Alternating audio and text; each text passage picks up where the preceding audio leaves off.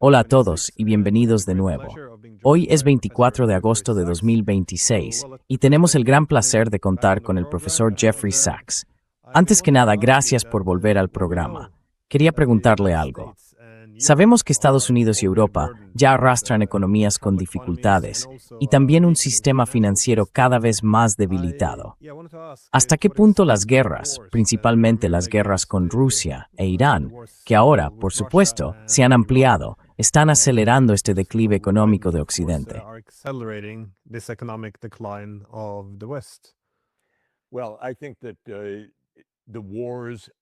Bueno, creo que las guerras y la mentalidad que hay detrás de ellas nos están llevando claramente a una especie de callejón sin salida económico. Ni Estados Unidos ni Europa valoran realmente ni entienden de verdad en qué se están metiendo. Europa lo percibe de forma más inmediata porque claramente está atravesando una crisis económica ahora mismo. Estados Unidos sigue de algún modo en una burbuja, flotando por encima de la crisis económica inmediata. Pero, a más largo plazo, no está en mejor situación. Las propias guerras, por supuesto, tienen consecuencias directas. El precio del petróleo pasó de estar en torno a los 60 y tantos dólares por barril antes del ataque del 28 de febrero contra Irán por parte de Estados Unidos e Israel, a situarse hoy en algún punto de los 90 dólares para el Brent de referencia. Y esos precios podrían subir mucho más.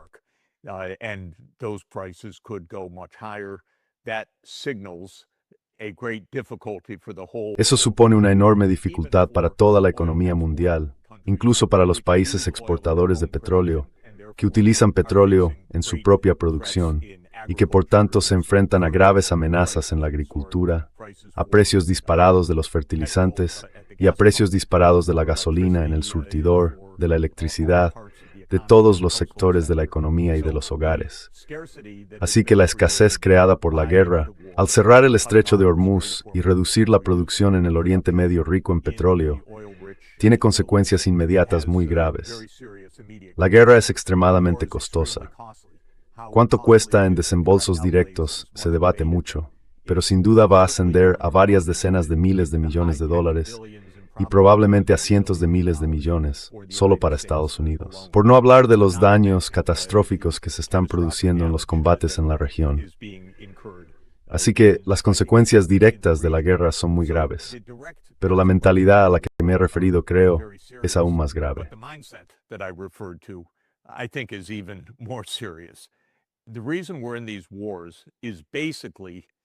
La razón por la que estamos en estas guerras es básicamente que Estados Unidos y Europa están decididos a mantener sus prerrogativas hegemónicas. Durante siglos, el llamado Occidente, principalmente los imperios de Europa y desde finales del siglo XIX Estados Unidos, ha considerado que en la práctica dirige el mundo. Una vulgaridad absoluta, de la peor clase imaginable que hemos tenido nunca, dice básicamente hoy en el Financial Times: nosotros dirigimos el mundo. Nosotros decidimos quién nos cruzquen. Nosotros decidimos quién corre. Destruiremos países que queramos.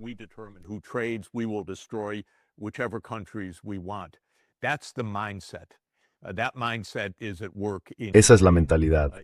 Esa mentalidad está en acción en Ucrania, está en acción en el genocidio de Gaza, está en acción en la guerra contra Irán, y también estuvo en acción, por supuesto, en el secuestro y la confiscación de los ingresos petroleros de Venezuela a principios de este año.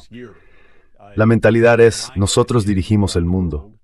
Sí, es un poco desagradable porque están esos molestos aspirantes a rivales como Rusia, Irán o China que no quieren que dirijamos el mundo.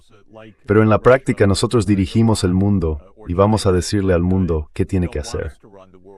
Esa es la mentalidad.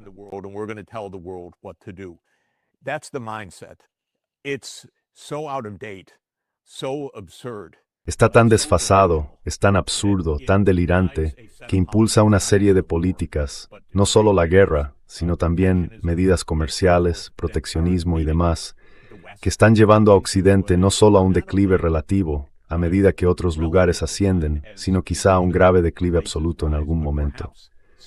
porque todas las justificaciones de la hegemonía y todos los excesos están provocando una acumulación de cargas, en el plano fiscal, en términos de deuda, de reclamaciones sobre el crédito y al cortar vínculos económicos en todo el mundo.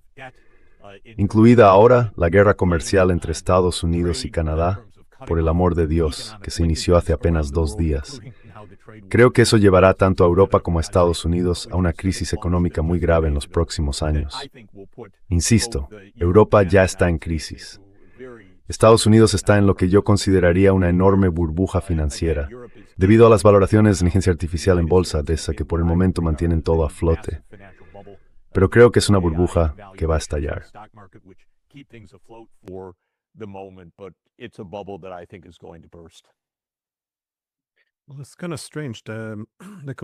Bueno, resulta un tanto extraño ese compromiso con esta mentalidad hegemónica, como dices, porque durante mucho tiempo los europeos, o la Unión Europea, es decir, tuvieron el objetivo de perseguir una autonomía estratégica, tener más independencia de Estados Unidos.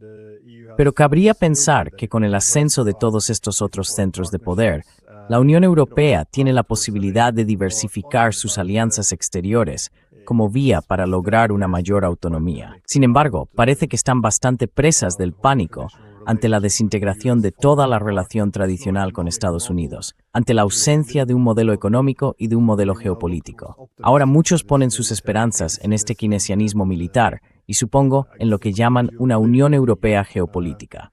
¿Le ves algún futuro a esto? ¿O es una solución temporal? Insisto, quizá lo señale a menudo. Soy europeo. Me resulta muy difícil entender no pensar de Straussman.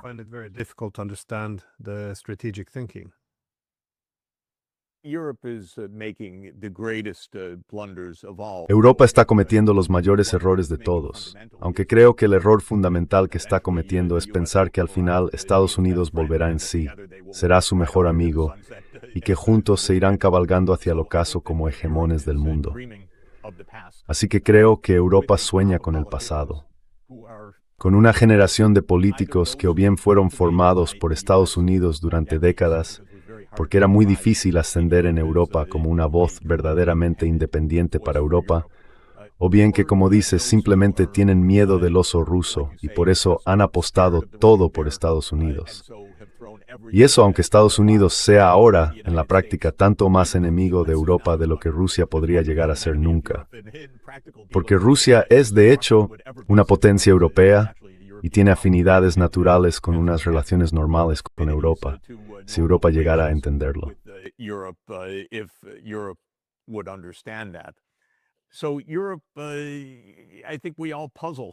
Así que Europa, creo que todos nos quedamos perplejos. Nunca hemos visto un periodo de liderazgo tan incoherente y débil. Yo me quedo perplejo porque conozco a algunos de los líderes. Conozco al primer ministro de Noruega desde hace décadas. No entiendo qué dice ahora ni qué cree que conviene a los intereses de Noruega. Todo es OTAN de la mañana a la noche. Todo es pro-Trump. Todo es pro-Estados Unidos. ¿Cómo puede ser? Es una persona muy inteligente, alguien a quien he apreciado durante mucho tiempo, pero lo que se está diciendo ahora mismo no tiene ningún sentido. En Polonia, he tratado con Polonia durante mucho tiempo y de manera intensa, ayudándola en su transformación económica en los años 90. Son rusófobos hasta la médula, desde hace varios siglos. Sí, pero supérenlo y entiendan cuál es su realidad ahora mismo. Los países bálticos, aún peor.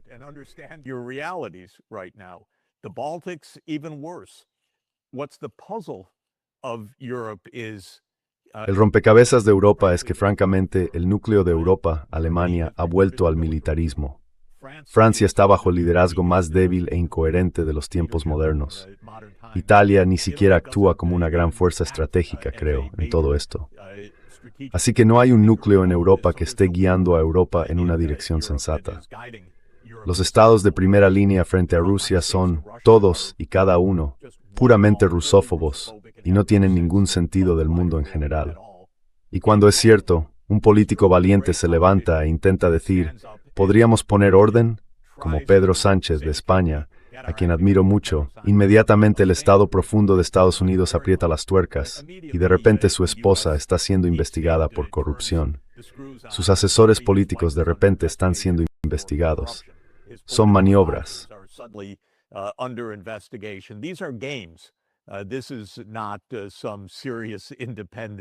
Esto no es ningún proceso judicial independiente y serio. Son juegos de la CIA estadounidense, del Estado profundo, si se quiere, contra políticos que se salen de la línea marcada. Pero la cuestión es que Europa debería entenderlo. Son 450 millones de personas. Los intereses de Europa son completamente distintos de los de Estados Unidos. Europa convive con Rusia. Así que tiene que entender que, en realidad, Europa prosperó después de 1991 gracias a la relación económica entre Europa Occidental y Rusia. De hecho, las pruebas son abrumadoras.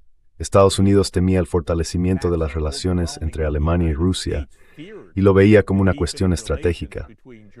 Había que asegurarse de que esas relaciones no se estrecharan demasiado, porque eso dejaría a Estados Unidos fuera de juego. Entonces, ¿por qué los líderes europeos no entienden esta realidad tan básica?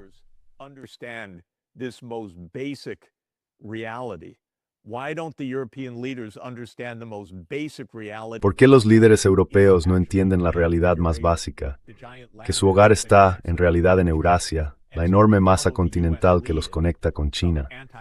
Por eso, seguir el liderazgo de Estados Unidos en alguna diatriba y retórica anti-China es absurdo. Todas las grandes empresas europeas lo entienden, pero en Bruselas no. Y el liderazgo político en Europa es incoherente. Yo entiendo mejor mi propio país. Estados Unidos lo está apostando todo al fracaso definitivo de intentar ser el hegemón. Estados Unidos ha apostado por ser el hegemón mundial, básicamente desde el final de la Segunda Guerra Mundial. Al terminar la Guerra Fría, sintió que quedaba confirmado en ese papel de líder mundial indiscutible. Todo esto era hybris en grado máximo. Esta gente no sale al mundo para verlo de verdad, para entender lo que está ocurriendo. Y desde luego no entendían nada de China.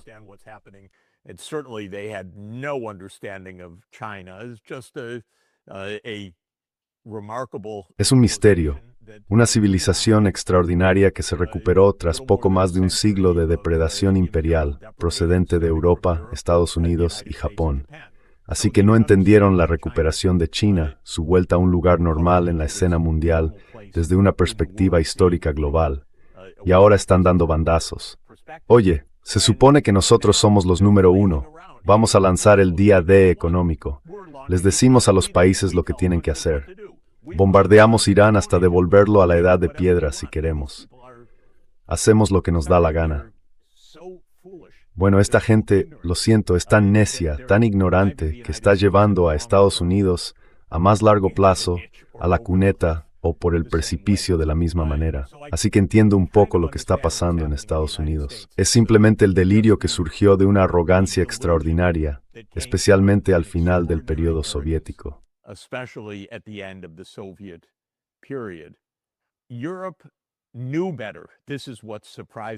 Europa lo sabía mejor. Eso es lo que me sorprende. Los líderes europeos, si les hubieras preguntado en 2000, en 2005 o el primer día de la cumbre de la OTAN en Bucarest en 2008, entendían lo que estaba pasando. Estados Unidos está intentando llevarlos a un conflicto con Rusia. Esto no es bueno para Europa. Europa quiere Nord Stream.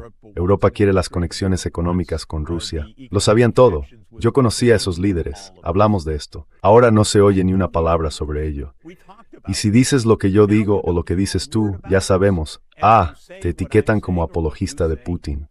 Te etiquetan como alguien que ya sabes está diciendo algo extravagante. Pero lo que decimos cada día, Glenn, lo dijo Merkel hasta el primer día de la cumbre de la OTAN en Bucarest. Este enfoque de Estados Unidos nos va a llevar a la guerra.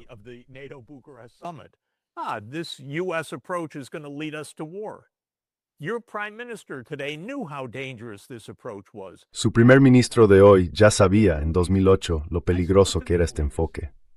Sabían estas cosas. Hablé con estos líderes. Entendían que Europa era distinta de Estados Unidos. Pensaban que la guerra de Irak era un desastre construido sobre propaganda y mentiras, y lo era. Así que podían reaccionar, podían tener líderes franceses diciendo no, no vamos a hacer esto, podían tener líderes alemanes diciendo no vamos a hacer esto. Tuvieron a Schröder, tuvieron a Kohl, tuvieron a Merkel hasta cierto punto manteniendo la línea europea. ¿Y ahora qué tenemos? Nada. Incoherencia. Y por supuesto el resultado es una crisis económica creciente y una crisis geopolítica creciente porque honestamente Europa casi parece estar empujándose deliberadamente hacia una guerra abierta, un suicidio total, pero usando este lenguaje todos los días.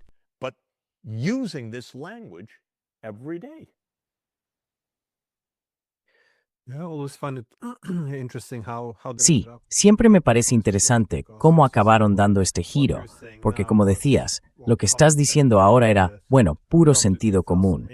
Recuerdo que hasta 2008, como también mostraron los archivos de Wikileaks, el embajador francés y el alemán advirtieron, bueno, esto podría empujar a Ucrania a una guerra civil. No cuenta con apoyo de la población. Los rusos podrían intervenir. Quiero decir, y por el amor de Dios, el siguiente director de la CIA estadounidense, Burns, dejó por escrito por qué esto ocurriría. Y escuchabas la misma retórica de los líderes políticos, de los jefes de Estado. Y de repente, ahora se trata como si fueran disparates, o una vez más, propaganda rusa.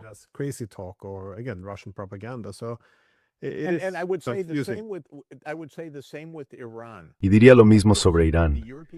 Por supuesto, los líderes europeos sabían, a principios de la década de 2010, que podíamos negociar pacíficamente con Irán. Los líderes europeos impulsaron el Plan de Acción Integral Conjunto, el TATPOA, que se convirtió en un tratado entre Irán y los países P5 del Consejo de Seguridad, más Alemania. Y los líderes europeos entendían todo esto. Querían que Estados Unidos recurriera a la diplomacia, y aplaudieron a Obama cuando lo hizo. Lo increíble, Glenn, es que cuando Estados Unidos rompió descaradamente este acuerdo en 2018, los europeos no dijeron nada.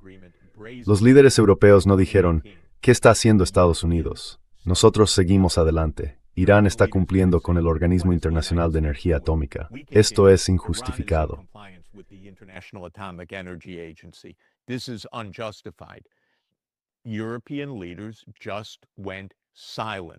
Los líderes europeos se quedaron en silencio, inclinándose ante papá, como Mark Rutte le ha llamado ahora, de forma memorable.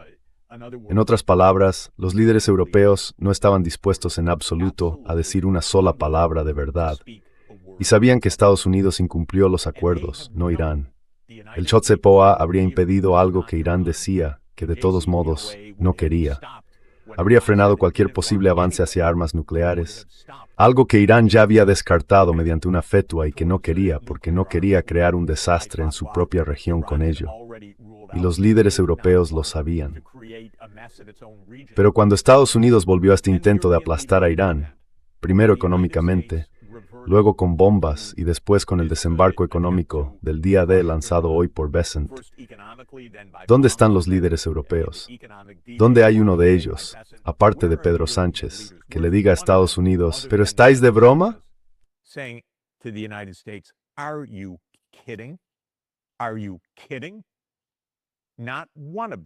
¿Estás de broma? Ni uno de ellos. Así que ni siquiera son líderes. Todo esto es de lo más peculiar. Pero te diré una cosa interesante. Si los lectores miran hoy el Financial Times, si de una forma u otra consiguen saltarse el muro de pago para leer la absurda columna de Scott Bessent, y si miran la sección de comentarios del Financial Times, resulta bastante asombroso. Por lo general, la sección de comentarios del Financial Times es bastante chauvinista, bastante dura. Pero hoy es burla hacia Estados Unidos, burla hacia Bessent, burla hacia el día D económico. Ni siquiera dicen que esté equivocado, que sea un error de enfoque o que haya otra alternativa. Es pura burla. Bessent, vuelve a tu fondo de cobertura. Esto te viene muy grande. Eres completamente incompetente. Scotty, no tienes ni idea de lo que estás haciendo.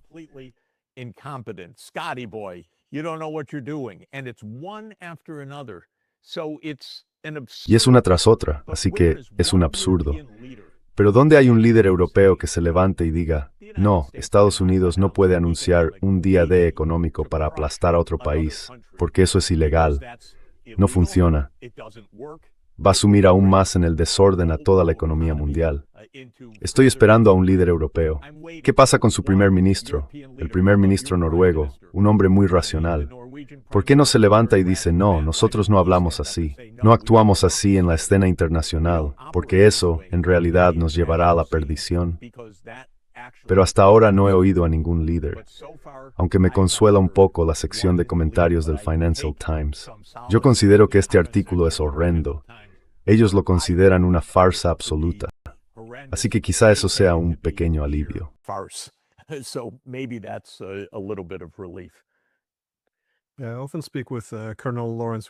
Hablo a menudo con el coronel Lawrence Wilkerson, que reflexiona sobre su etapa en la Casa Blanca y explica que trabajaron muy duro para colocar en su sitio a los líderes europeos adecuados.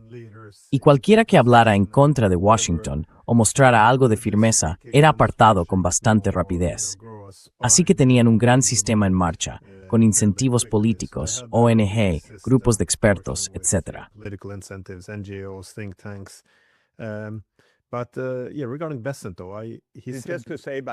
Pero sí, en cuanto a Bessent, yo solo quiero decir, por cierto, que en 2023 le pregunté al primer ministro de uno de los países importantes. Le dije, la guerra de Ucrania es absurda, sabes que no tiene salida. ¿Por qué no dices algo en Washington? Y me respondió, Jeffrey, en Washington nos tratan como a niños. Entonces estábamos en una sala y de repente empezó la reunión, así que no pude repreguntarle. Pero desde entonces, 3 años después, no he dejado de pensar, ¿cómo puede un dirigente de un país importante de Europa permitir que le traten a él y a sus colegas como a niños? Y aceptar eso como explicación de por qué no alzas la voz en Washington. Se me ha quedado grabado de una forma muy, muy dolorosa.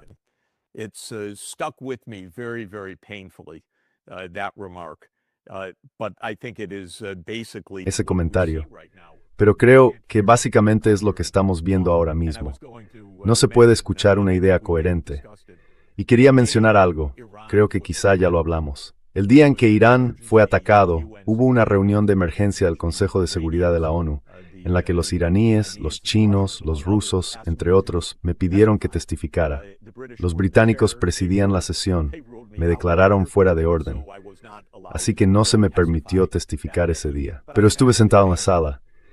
Y el día en que Estados Unidos e Israel bombardearon Irán, todos los embajadores europeos, los franceses, los británicos, ellos atacaron a Irán.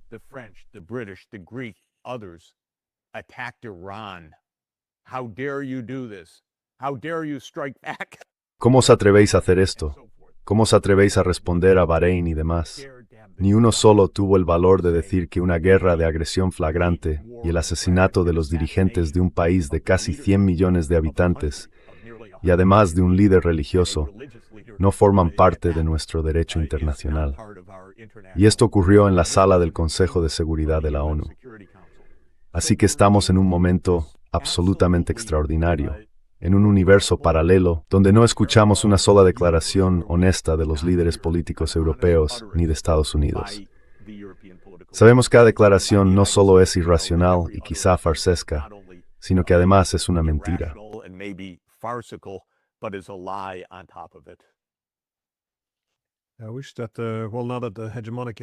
Ojalá que, ahora que la era hegemónica llega a su fin, nuestros dirigentes hubieran sido capaces de salir con algo más de elegancia y de hacer una transición hacia un sistema multipolar más estable, en el que al menos se preservaran las normas del derecho internacional, de las finanzas internacionales y del comercio. Pero parece que al salir lo están quemando todo. Y esa es en cierto modo mi preocupación. Pero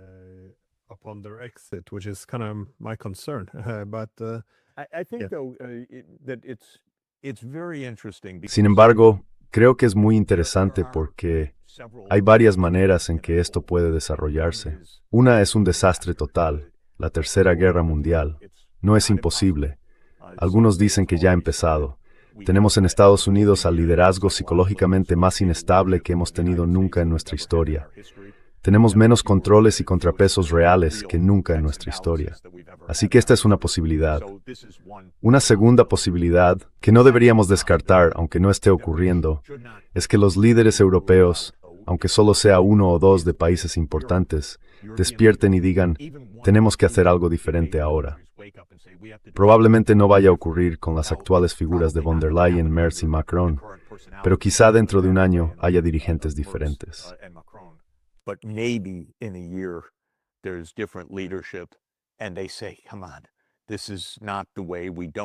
Y dicen, vamos, este no es el camino.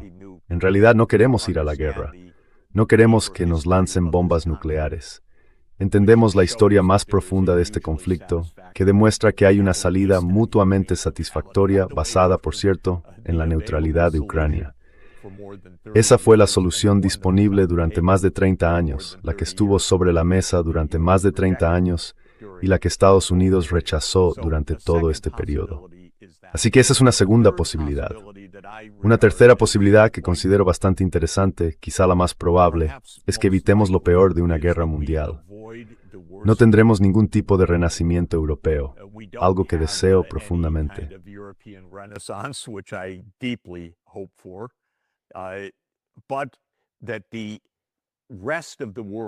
Pero que el resto del mundo, las llamadas, digamos, economías emergentes y en desarrollo, como las llamamos los economistas, las EMD, que representan el 85% de la población mundial, e incluyen a China, India, Rusia y Brasil, los países BRICS y los países de la Unión Africana, las 54 naciones con 1.500 millones de personas y así sucesivamente. Que esa parte del mundo, que es la parte no hegemónica del mundo, la que estuvo sometida a la hegemonía occidental durante 250 o 300 años, siga adelante en paz. Y que lo que ocurre en Occidente, bueno, es poco elegante, es indigno, es vergonzoso, es repugnante, es triste, es innecesario. It's revolting, it's sad, it's unnecessary, but the West actually paralyzes. Pero Occidente en realidad se paraliza a sí mismo, se protege hasta caer en el estancamiento o el declive. Mientras tanto, el resto del mundo avanza, y creo que ese es de verdad un escenario posible. Es un escenario más esperanzador y bastante práctico. No es el óptimo. Lo óptimo sería que Europa despertara, que Estados Unidos saliera de su crisis, de su ilusión de más de 30 años, y que realmente avanzáramos hacia la multipolaridad, la decencia y la paz. Porque ninguna de estas guerras ha tenido, en ningún sentido, el más mínimo mérito. Tampoco ha sido difícil evitarlas ni detenerlas. Y eso es cierto de todas y cada una de las guerras que tenemos en marcha ahora mismo.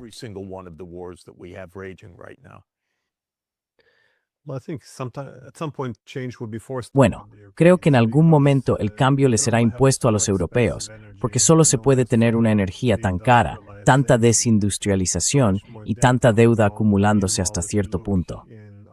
Mientras tanto, si miras otras partes del mundo, ahora mismo están celebrando, por ejemplo, Olimpiadas de Robótica en China. El contraste está haciéndose tan grande que no se puede seguir así durante mucho tiempo. En algún momento, la realidad tiene que orientar tus políticas. Pero quiero preguntarte por Bessent, porque lo mencionaste antes. Hace poco dijo que no entiende por qué están subiendo los precios del petróleo. Hizo ese comentario después de que Trump anunciara este día D económico contra Irán, que básicamente paralizaría toda la energía en esa parte del mundo.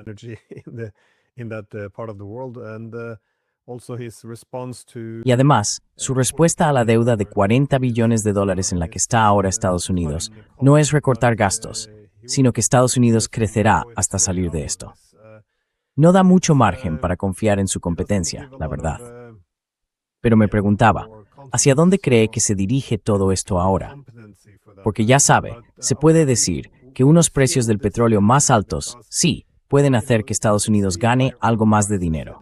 Pero si los estados del Golfo entran en graves problemas o cualquier otro aliado y tienen que empezar a vender bonos estadounidenses, las cosas pueden torcerse muy rápido. Y eso me hizo pensar en lo que dijo Trump. Dijo, ya sabe, ¿cómo intervendría usted en el mercado de bonos? E incluyó al ejército como instrumento. De verdad quería saber qué quería decir con eso. Y yo simplemente, ¿a dónde va todo esto? Porque siento que se están poniendo en marcha cosas que ahora escapan a nuestro control.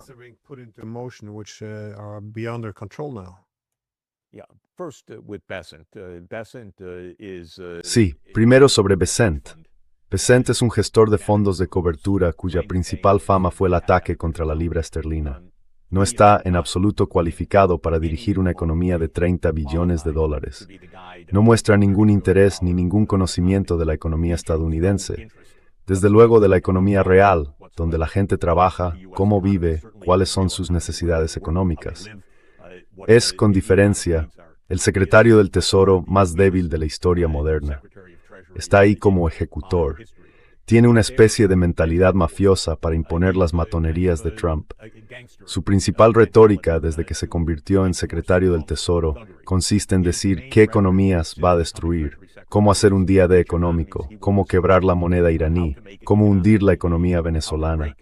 Es un ejecutor, una especie de mafioso. He's an enforcer, a kind of gangster. He may know a little bit about that, but I don't see any... Puede que sepa un poco de eso, pero no veo ninguna conciencia, conocimiento, y permítame subrayarlo, interés por la economía estadounidense real, por el empleo, la productividad, los puestos de trabajo de la gente estadounidense, el coste de la vida o algo parecido. Así que es lo que es, un gángster en una administración de gángsteres. Y como digo, al menos se ha convertido en objeto de burla y desprecio en la comunidad financiera. Si leen hoy los comentarios del Financial Times, no encontrarán miedo ni temblor, ni temor, indignación o apoyo, sino burla. Nada más que eso. Un comentario burlón tras otro. Ahora bien, en cuanto a la situación más general de Estados Unidos en todo esto, creo que hay varias realidades subyacentes que deberíamos tener presentes para intentar componer el panorama general.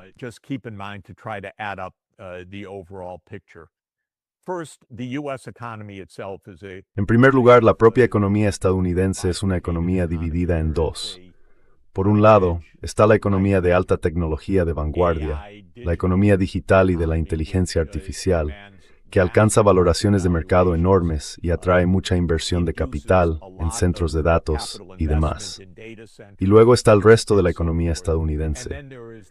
El sector manufacturero, al que Trump dio tanta importancia en sus promesas sobre lo que reconstruiría, ha perdido alrededor de 80,000 empleos desde que Trump llegó al poder. Ahí no hay vida. Y la industria automovilística estadounidense básicamente está entrando en la senescencia, porque es una vieja industria de motores de combustión interna en la era de los vehículos eléctricos. Y solo sobrevivirá, si es que sobrevive, gracias al proteccionismo puro y duro.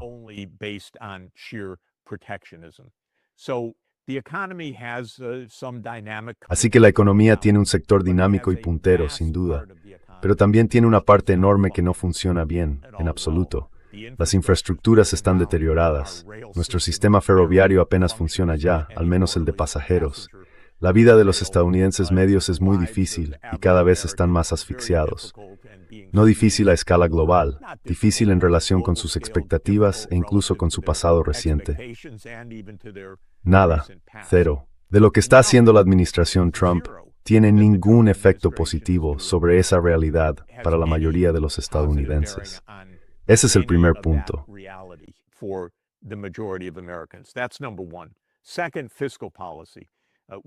En segundo lugar, la política fiscal. Estamos en la era de las rebajas de impuestos desde los años 80. Ronald Reagan, remontándonos mucho tiempo atrás, hace 46 años, demostró que prometer rebajas de impuestos tenía éxito político. Desde entonces, ambos partidos se han entregado básicamente a una orgía de rebajas fiscales. Y esto ha llevado a una deuda de Estados Unidos que ya alcanza los 40 billones de dólares y supera ampliamente el 100% del PIB. La parte de esa deuda que está en manos del público, en lugar de ser deuda intragubernamental, ronda el 100% del PIB. Y los costes de los intereses están subiendo porque los tipos de interés están subiendo. Tercera realidad. El resto del mundo entiende esto. Así que está diversificando sus activos fuera del dólar estadounidense y reduciendo sus reservas de divisas en dólares.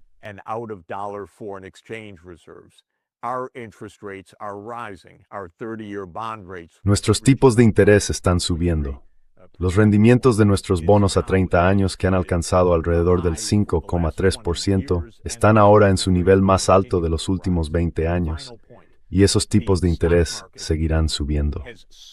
Último punto. La bolsa se ha disparado en los últimos 10 años, básicamente por las valoraciones de la inteligencia artificial, las llamadas 7 magníficas. La valoración del mercado bursátil estadounidense ronda el 240% del PIB de Estados Unidos. Eso no es imposible si Estados Unidos tuviera un crecimiento futuro súper rápido, enormes beneficios y todo lo demás. Pero históricamente está completamente fuera de cualquier norma histórica. A mi juicio, todo ello suma una mega burbuja financiera. Añado un punto más.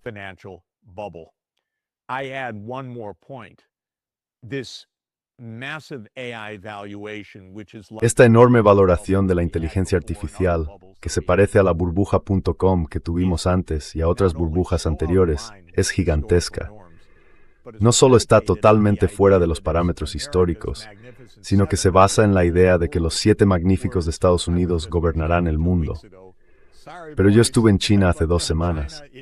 Lo siento, chicos, pero China os está igualando y os está superando en la mayoría de los ámbitos. Y lo está haciendo con código abierto y rebajando precios. Ayer salió una noticia sobre cómo Anthropic, con sus modelos Claude versión 5, ya no consigue clientes porque estos están recurriendo a modelos chinos gratuitos de pesos abiertos. Así que todo esto, Glenn, a mi juicio, apunta a una enorme revalorización financiera en algún momento de los próximos años. Una muy seria, un ajuste muy serio.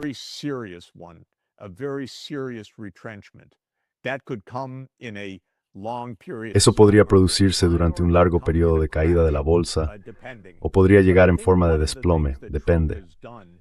Pero creo que una de las cosas que ha hecho Trump es alimentar la burbuja. Básicamente, es un creador de burbujas. Es un hombre de espectáculo. Quiere que todo el aparato del gobierno eleve la riqueza financiera. Esa es su medida. Quiere que la Fed haga eso. Quiere que Bessent lo haga mediante esas extrañas intervenciones del Tesoro en el mercado de bonos. Y quiere hacerlo a través de su teatralidad y su bravuconería.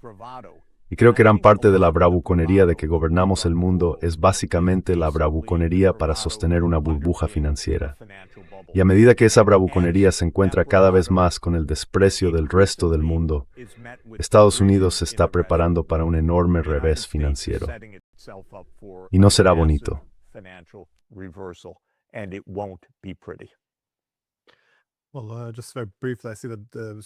Bueno, muy brevemente, veo que Scott Bessent también comentó que ahora Venezuela venderá su petróleo en dólares.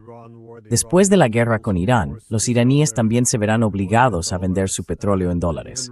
E incluso Rusia, después de la guerra, probablemente volverá a venderlo en dólares. Nada de esto, salvo lo de Venezuela, parece que vaya a ocurrir.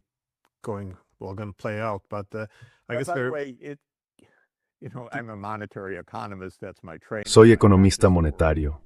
Esa ha sido mi formación y mi profesión durante 46 años. Esa afirmación es absurda, porque no hay nada que mantenga al mundo atado al dólar. Y eso es cada vez más cierto, porque la tecnología, los medios para disponer de sistemas de pago alternativos y la aplicación real de sistemas de pago alternativos como el sistema chino de pagos interbancarios, el CIPS, demuestran sin duda que lo que dice Bessent es disparatado. Así que este es otro ejemplo de que están hablando desde su burbuja y la burbuja va a estallar. Bueno, muchas gracias por dedicarnos este tiempo. Sé que ha estado fuera durante un tiempo y que tiene muchos días por delante, así que gracias por su tiempo. Ha sido un placer estar con usted. Muchas gracias. Great to be with you. Thanks so much.